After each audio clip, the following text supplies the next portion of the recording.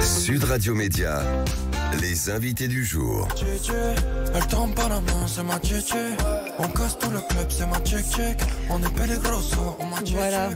Nos invités aujourd'hui, Dany Kézard, qu'on vient d'entendre. Bonjour à vous. Bonjour. Finaliste Top Chef, 14e édition dans l'équipe d'Hélène Darroze. Pas trop déçu ce matin? Non, ça va. Ça va.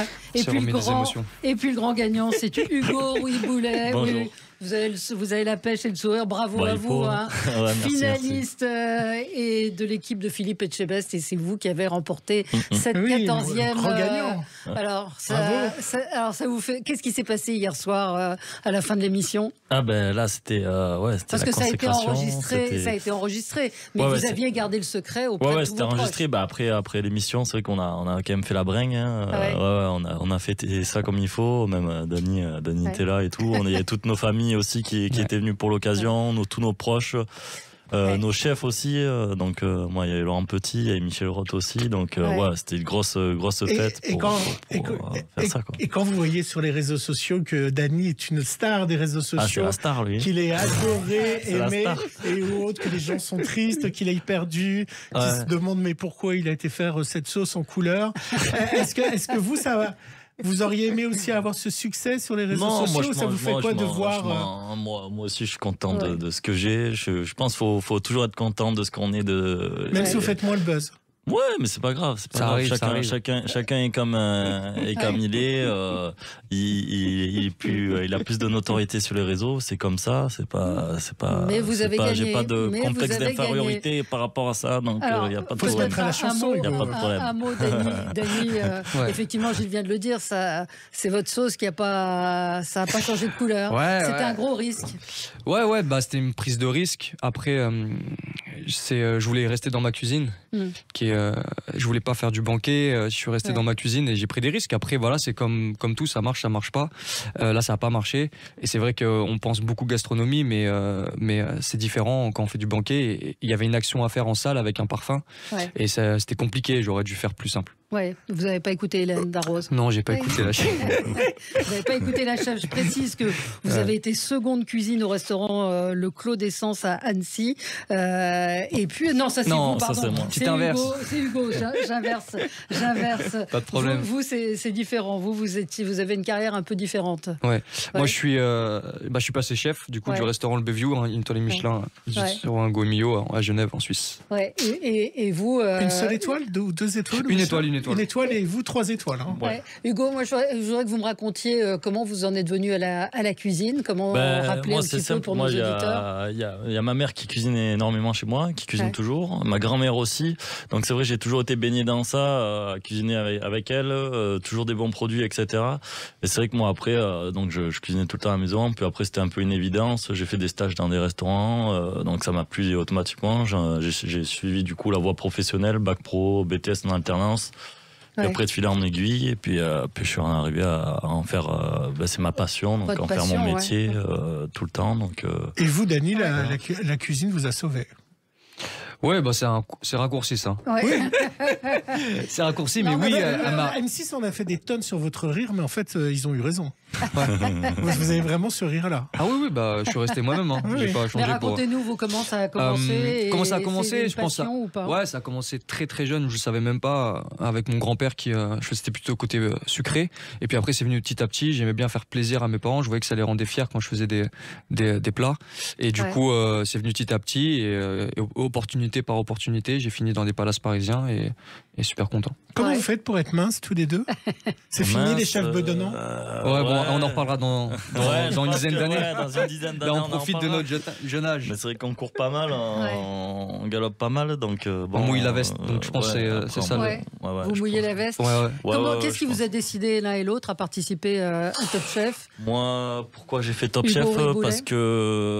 Parce qu'en fait, j'arrivais à un âge, j'avais 23 ans, et c'est vrai que j'avais atteint le stade de second.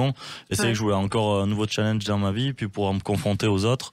Et c'est vrai que j'avais jamais eu la chance de faire un concours de cuisine et ça m'a toujours attiré. Donc je me suis dit pourquoi pas tenter l'expérience. Et puis après aussi je voulais ouvrir aussi pourquoi pas quelque chose. Donc c'est vrai que ça va être le cas. Vous nous l'annoncez ce matin. Ouais, ça va être le cas. Donc, vous allez ouvrir quoi? Donc je vais ouvrir un concept de street food où je m'associe avec Alban de Top Chef. Donc ça c'est pour un concept qui va être sur Paris. Donc un lieu fixe, pas de pop-up, on achète un fonds de commerce, etc. Qui sera où? Donc ça, c'est Sentier dans le 2e, donc vers la rue Montorgueil, donc un beau quartier. Et ça c'est justement, ça sera pour novembre, donc voilà le temps de faire les travaux. Et on y mangera quoi? Ah ça c'est encore la surprise. C'est encore la surprise. Ouais, c'est un concept inédit qui n'existe pas en France, quasiment pas dans l'Europe. Et donc c'est inédit, mais ça allie justement la gastronomie française, un produit marqueur de la gastronomie française, et en même temps donc qu'on va pouvoir l'adapter dans la rue. Pour en faire profiter les gens. Et le cassoulet, le bœuf bourguignon, non, pas. Mais voilà, c'est quelque chose. C'est une bonne idée, un cassoulet dans un wrap. Et vous, Dany, la suite? La suite ou comment c'est venu Top Chef? Oui, les déjà, deux. oui, Top Chef déjà. Top Chef, ça a commencé. En fait, c'était juste, je venais de créer mon compte Instagram, donc je n'étais pas du tout connu. J'avais 100 abonnés. Et maintenant? Maintenant, ouais, je sais pas, là sûrement 210 000, 211 000, je sais pas. Ouais. Et du coup, ils m'ont envoyé un message sur Instagram en me disant est-ce que ça t'intéresserait de faire, et je lui ai dit allez feu, c'était une opportunité en gros. Mais pourtant vous n'aviez pas beaucoup de. Non, alors je sais pas là, par quelle magie, ils m'ont contacté. Alors vous, parce que vous proposez, sur votre compte Instagram des recettes, des petits trucs. Ouais, je partage beaucoup mes recettes. Vous partagez beaucoup vos recettes, donc c'est venu comme ça en fait. Exactement, peut-être que je n'étais pas connu encore, mais ils sont tombés dessus. Ouais. Et la suite pour vous, c'est quoi? La suite, je suis passé chef du coup du Bayview, donc là, je suis content d'avoir un restaurant étoilé. À reprendre. C'est un restaurant de Michel Roth. Voilà, exactement. Je suis super vraiment. Mec, voilà, le chef Roth, c'est un chef en or. Ils sont tous super, mais lui, il est d'une gentillesse. C'est juste hyper humble. J'aimerais être comme lui à son âge. Et du coup, voilà, c'est un superbe challenge. C'est beaucoup de pression, mais c'est de la bonne pression.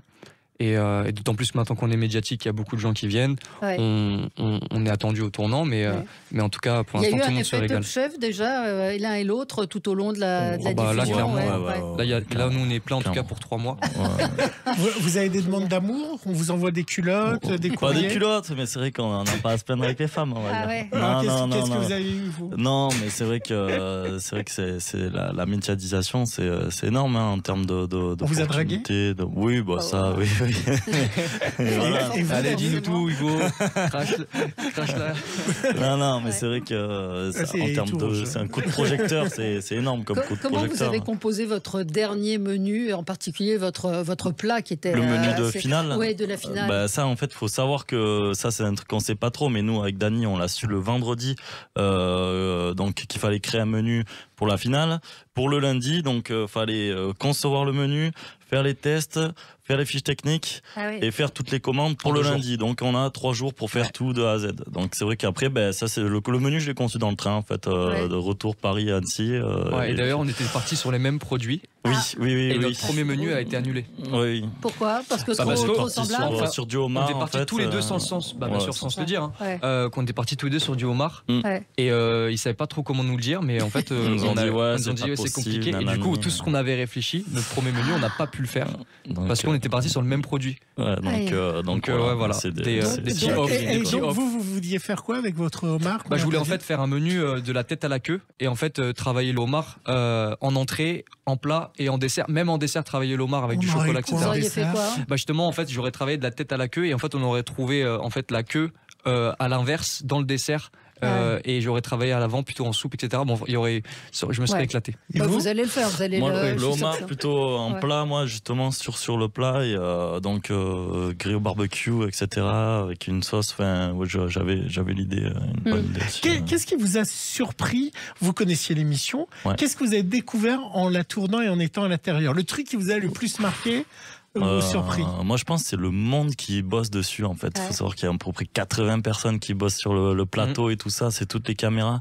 Puis il y a aussi le fait que tout le temps en face de nous, il y a les journalistes qui nous posent 150 questions à la minute. Pendant que vous cuisinez. Pendant qu'on cuisine. Donc c'est arriver à faire justement les deux, puis surtout qu'ils nous disent voilà, c'est pour votre image qu'on vous pose des questions ou autre. Donc ça c'était compliqué. Je pense que c'est ça le plus qui m'a marqué. De ne pas pouvoir être totalement concentré sur le plat.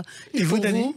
La question c'était ce qui vous a le plus surpris. Vous connaissiez l'émission, mais dans la coulisse. Dans les coulisses. Qu'est-ce qui vous a surpris? Vous imaginiez pas? En faisant l'émission. Je crois l'intensité. Ouais. L'intensité, le niveau de fatigue et de stress qui est quand même énorme. Parce que vous cuisinez en temps réel, c'est-à-dire quand on dit vous avez 1 heure, vous avez vraiment 1 heure. Ouais, voilà. C'est vraiment, on a 1 heure 00. Et c'est impressionnant parce qu'on perd du temps aussi à parler, à s'expliquer. Tout ça, on n'a pas l'habitude. Mais en tout cas, c'était.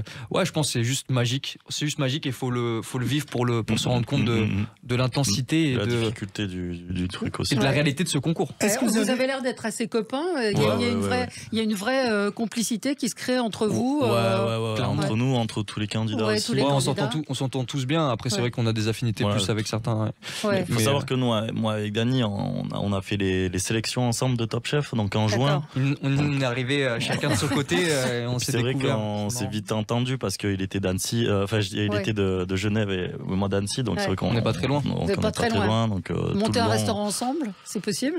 Il y aura peut-être des belles choses, on verra. Pourquoi pas, pourquoi pas. Vous avez déjà réfléchi à ça. Faudra voir. Et puis la chose que vous avez faite qui était incroyable, c'était cette fameuse assiette. Ouais, l'assiette retournée. Eh oui, je sais pas si vous avez vu cet épisode où toute la nourriture était derrière l'assiette. Comment c'est venu ça? Ça, c'est justement, ça c'est chez mes grands-parents. C'est vrai que quand, pour éviter de faire trop de vaisselle, souvent au moment du repas, du dessert, on la retourne pour justement manger le dessert dessus. Donc je me suis inspiré de ça. Puis après le plat, je me suis dit, bon là, ça tient sur 3 mm, 4 mm. Faut arriver à justement trouver un plat. Donc le sashimi, c'est vrai que c'est fin. Donc après, arriver à plein de techniques et des tests. Mais c'est vrai que c'est sacré plat. Mais est-ce qu'aujourd'hui, la cuisine, c'était un peu la critique qu'on avait fait à la précédente saison de Top Chef, c'est que c'est devenu un peu un spectacle. C'est-à-dire qu'on voit qu'il y a vraiment beaucoup de mise en scène, beaucoup d'artifices au détriment. Cette année, je trouve, ils sont retournés un peu dans les... Oui, non, mais c'est pour ça. Mais il faut qu'elle soit instagrammable, la cuisine, aujourd'hui. Ou pas? Moi, je suis pas du tout dans. Moi, je suis pas du tout dans. Là, honnêtement, Top Chef, en fait, c'était dur pour moi. Hugo Riboulet,